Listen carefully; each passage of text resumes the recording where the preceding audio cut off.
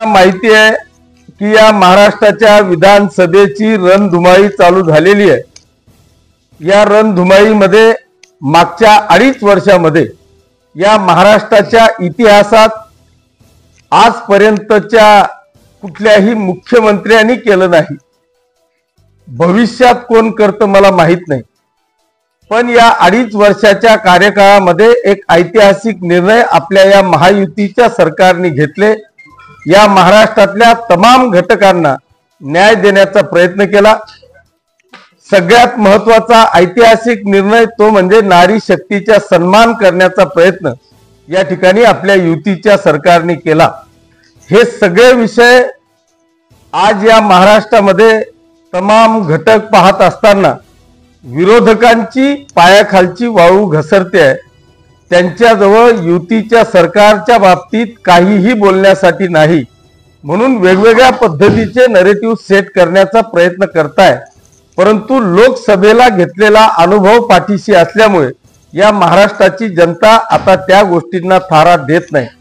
आणि अशा परिस्थितीमध्ये जेव्हा ही रणधुमाळी चालू झाली त्यावेळेस या महाराष्ट्राचे मुख्यमंत्री आदरणीय एकनाथजी शिंदे साहेब, उपमुख्यमंत्री आदरणीय देवेंद्रजी फडणवीस साहेब, दुसरे उपमुख्यमंत्री आदरणीय अजितदादा पवार साहेब आणि महाराष्ट्राच्या तमाम शिवसेना, भाजप, राष्ट्रवादीच्या महायुतीच्या नेत्यांनी आपल्या या महाराष्ट्रासमोर 10 प्रकारचे वचन, तो वचननामा परवाच्या दिवशी प्रसिद्ध केलेला आहे।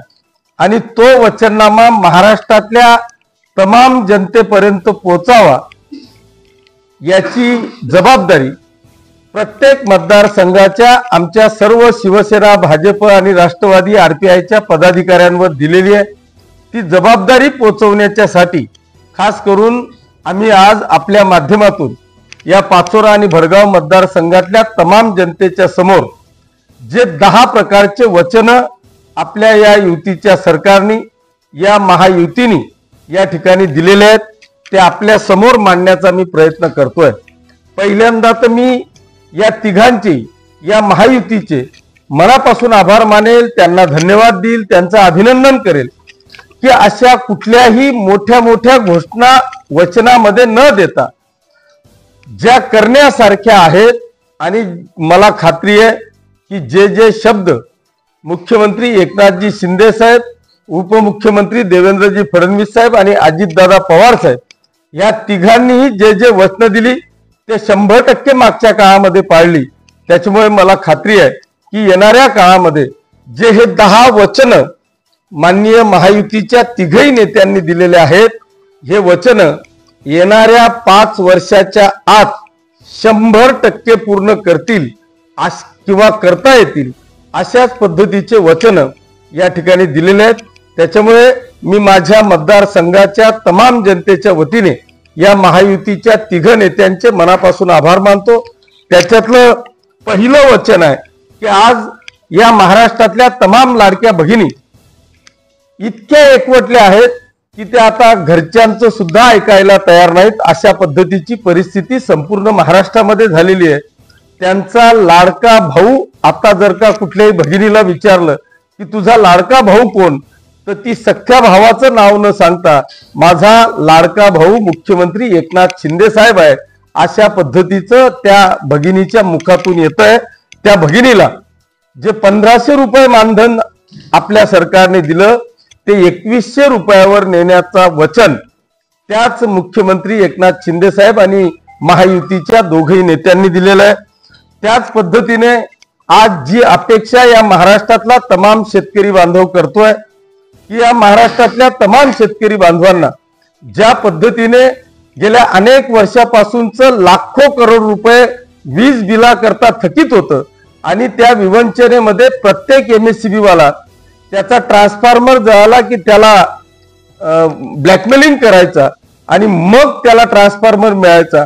पण आज मी माननीय मुख्यमंत्री महोदयांचं मनापासून अभिनंदन करेल, युतीच्या सरकारचं अभिनंदन करेल की त्यांनी या महाराष्ट्रातली तमाम शेतकऱ्यांची थकीत असलेली वीज बिल माफ केलं आणि आता शेतकऱ्यांना त्यांच्या समोरचा जो विषय तो म्हणजे कर्जमाफीचा तर त्या कर्जमाफीचा विषय घेऊन त्यांनी 100% शेतकऱ्यांची कर्जमाफी तर करायचीच आणि जो रेग्युलर असेल त्या शेतकरी बांधवाला 50,000 रुपये अनुदान देण्याचा निर्णय किंवा आश्वासन वचन आपल्या युतीच्या सरकारने दिलंय।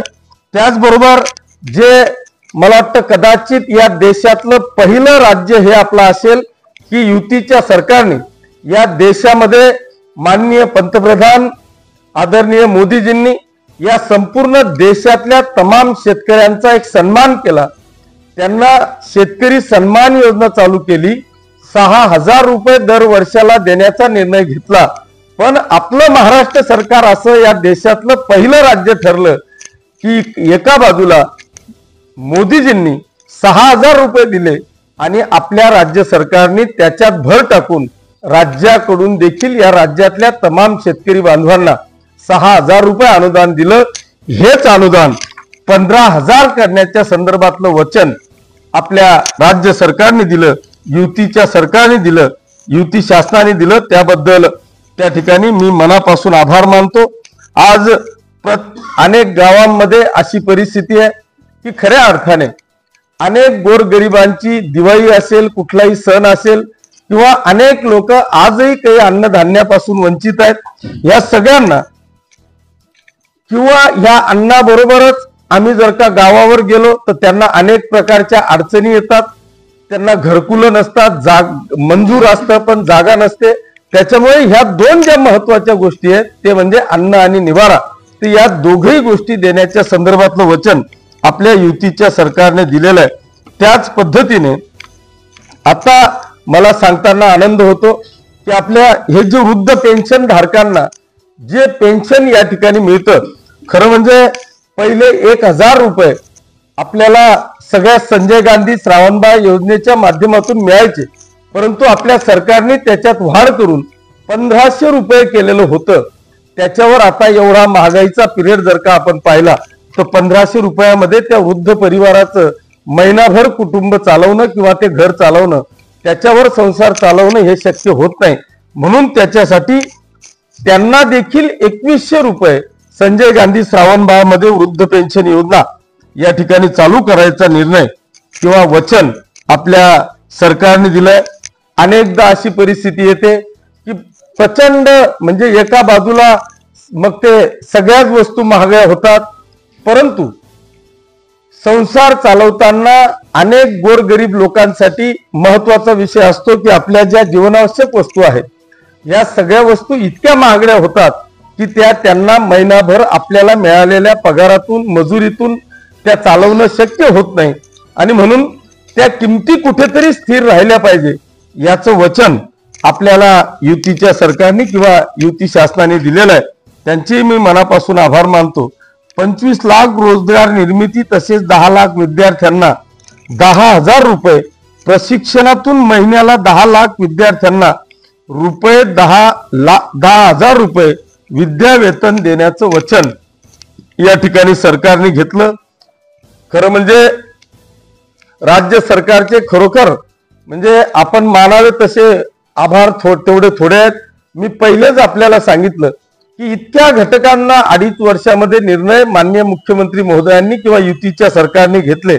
आता हा त्याच्यात यशस्वी झालेला प्रयोग आहे, याला कायम ठेवण्याच्या संदर्भातला हा निर्णय, याला 10 लाख विद्यार्थ्यांना 10,000 रुपये दरमहा देणं, याचं कारण असं आहे की इतका बेरोजगार तरुण आहे या महाराष्ट्रामध्ये की ते आपण मोजू शकत नाही, एवढी मोठी संख्या आहे। आणि तो दिशाहीन झालेल्या तरुणाला कुठेतरी दिशा मिळावी, तो चुकीच्या मार्गाने जाऊ नये, हा एक उद्देश डोळ्यासमोर ठेवून त्यांना 10,000 रुपये महिना देण्याचं काम या ठिकाणी केलेलं आहे। आता सगळ्यात महत्वाचा निर्णय आहे की आम्ही जेव्हा आता मतदारसंघामध्ये फिरतो, या 2.5 वर्षामध्ये प्रचंड कामं केली, यात कुठल्याही प्रकारची शंका नाही, परंतु आता गावात गेल्यावर आमच्याकडे शेतकरी बांधवांची एकच मागणी असते की आम्हाला शेत पाणंद रस्ता द्या। अशा अवस्थेमध्ये आम्ही जरी ह्या वर्षात 700 किलोमीटर शेत रस्त्यांपैकी जवळपास 350 किलोमीटर शेत रस्त्यांची मंजुरी आपण आणलेली आहे, पण हा इतका महत्वाचा निर्णय आपल्या राज्य सरकारने घेतला की आज तमाम शेतकरी अशा ह्या अवकाळीच्या पावसात शेतात जाण्यात किंवा जे मूग उडीद सारखे लवकर येणारे पिकं आहेत हे पिकं सुद्धा तो शेतातून बाहेर काढू शकत नाही, इतकी वाईट अवस्था आपल्या शेतकरी बांधवांची असते। आणि म्हणून त्या ठिकाणी 45,000 गावांमध्ये पानंद रस्ते बांधण्याच्या संदर्भातला महत्वपूर्ण वचन आपल्या या सरकारने या ठिकाणी दिलेलं आहे। त्याच्यामुळे शेतकरी बांधवांची जी अवघड परिस्थिती या ठिकाणी शेत रस्त्याच्या संदर्भात आहे ती 100% मिटणार, यात माझ्या मनामध्ये कुठल्याही प्रकारची शंका नाही। अंगणवाडी आणि आशा सेविकांना 15,000 रुपये आणि सुरक्षा कवच 15,000 रुपये वेतन आणि विमा संरक्षण देण्याचं वचन या ठिकाणी आपल्या युती शासनाने किंवा युतीने आपल्याला या ठिकाणी वचन दिलेलं आहे। त्याच पद्धतीने म्हणजे आता एका बाजूला शेतीचं तर आपण 100% वीज बिल माफ केलंच, पण ऍग्रिकल्चर म्हणजे शेतीसाठी आता भविष्यात 0चं बिल आपल्याला येणं चालू झालेलं आहे। आता जो घरातला विषय आहे त्या घराच्या विजेला सुद्धा 30% कपात करून सौर आणि अक्षय ऊर्जेवर भर देण्याचं वचन या ठिकाणी आपल्या युती शासनाने या ठिकाणी दिलेलं आहे। सरकार स्थापनेनंतर व्हिजन महाराष्ट्र 2019 म्हणजे 2029 100 दिवसाच्या आत सादर करण्याचं वचन त्यांनी दिलेलं आहे। हा अत्यंत महत्वाचा विषय आहे की ह्या सगळ्या धावपळीमध्ये अनेक असे घटक आहेत की ते घटक अजूनही दुर्लक्षित झालेले घटक आहेत। म्हणजे मी आज अतिशय जो महत्वपूर्ण निर्णय केंद्र आणि राज्य सरकारने घेतला की आतापर्यंत अनेक असे बंजारा समाजाच्या वस्त्या आहेत की ते वस्त्या आजही म्हणजे तो खूप दगडावर जाऊन बसलेला किंवा खडकावर जाऊन बसलेला तो समाज आहे। अजूनही त्यांच्या अनेक वस्त्यांपर्यंत रस्ते नाहीत, त्या गावात अजूनही त्यांच्या मूलभूत गरजा कंप्लीट नाहीत। म्हणून युतीच्या आपल्या मोदी सरकारने आणि आपल्या एकनाथ शिंदे सरकारने म्हणजे दोघेही राज्य आणि केंद्र सरकारच्या युतीच्या सरकारने राज्याचे 40% आणि केंद्राचे 60% याच्यावर स्मार्ट बंजारा वस्ती म्हणून एक निर्णय घेतला। सगळे तांडे यांना दुरुस्त करण्याचा निर्णय केंद्र आणि राज्य सरकारने घेतला। मला वाटतं आचारसंहिता लागायच्या 2 दिवस आधी या महाराष्ट्राला 2700 करोड रुपये या ठिकाणी देण्याचा निर्णय आपल्या राज्य आणि युतीच्या केंद्र सरकारने या ठिकाणी घेतला।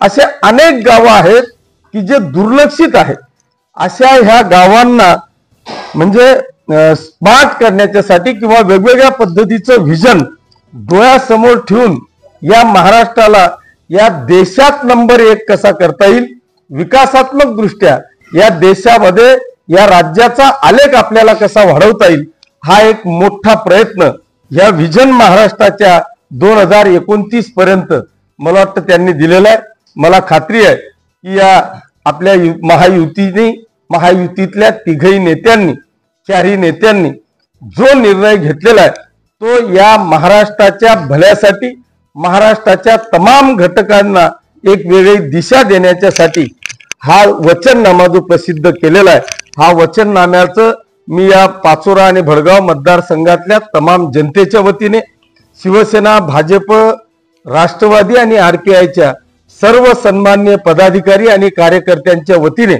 आमच्या या युतीच्या तिघही नेत्यांचं मनापासून अभिनंदन करतो की आपण कुठलं तरी थापा मारत बसण्यापेक्षा जे आमचं होणार आहे, आमच्याकडून या महाराष्ट्राचं जे आम्ही कल्याण करू शकणार आहोत असंच व्हिजन महाराष्ट्र आपण या ठिकाणी या जनतेच्या समोर मांडलं। त्याबद्दल आपल्या सगळ्यांचे मी मनापासून आभार मानतो आणि आपलं युतीचं सरकार या महाराष्ट्रामध्ये प्रचंड बहुमताने निवडून यावं अशी मी आमच्या सर्व महायुतीच्या पदाधिकाऱ्यांच्या वतीने शुभेच्छा देतो। धन्यवाद। जय हिंद, जय महाराष्ट्र।